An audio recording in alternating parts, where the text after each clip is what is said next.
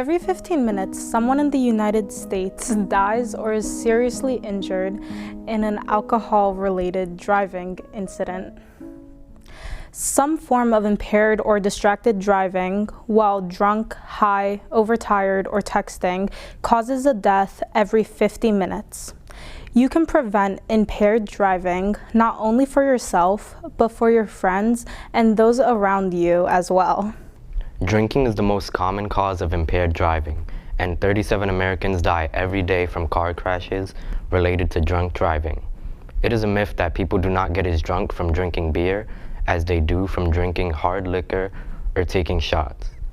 While liquor has a higher alcohol content per ounce, people tend to drink a higher volume of beer, increasing the likelihood of drunkenness and impairment.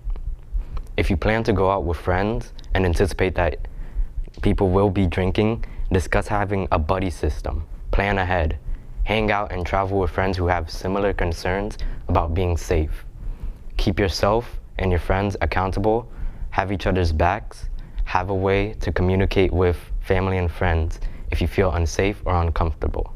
Cannabis uses impairs cognitive abilities necessary for safe driving, including reaction time, road lane taking, and attention span. Cannabis can impair coordination, distort perception, and lead to memory loss and difficulty with problem solving. In 2017, 49% of drivers ages 14 to 18 who currently use cannabis engaged in driving immediately after use. In 2017, a survey conducted by SADD and Liberty Mutual found that 33% of teens and 27% of the parents thought it was legal to drive under the influence of cannabis in the states where cannabis is legal to use. We usually think of impaired driving as being related to substance use, but it can also result from a lack of sleep.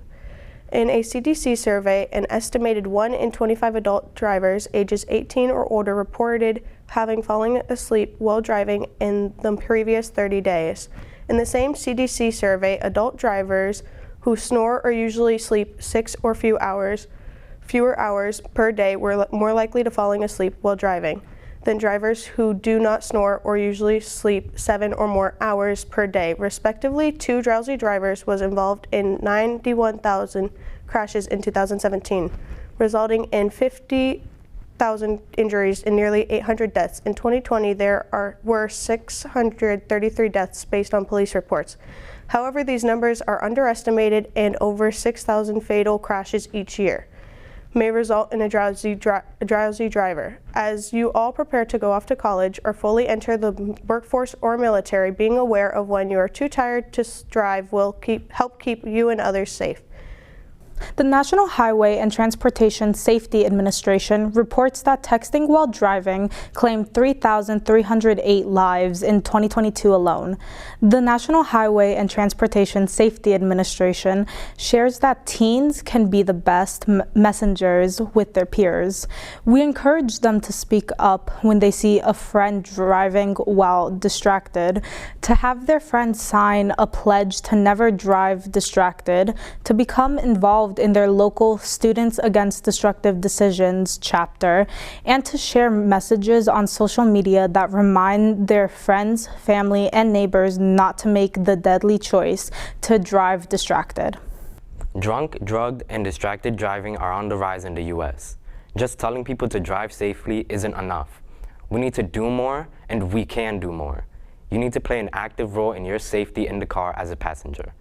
Ask questions before you get in the car with someone, and always speak up when you feel unsafe. Here are some questions to ask the driver before getting in the car. Do you have a valid license? Will there be any other passengers in the car with us? Do you like to speed? Do you use your phone when you drive? Have you been drinking? Do you have permission to be driving this vehicle?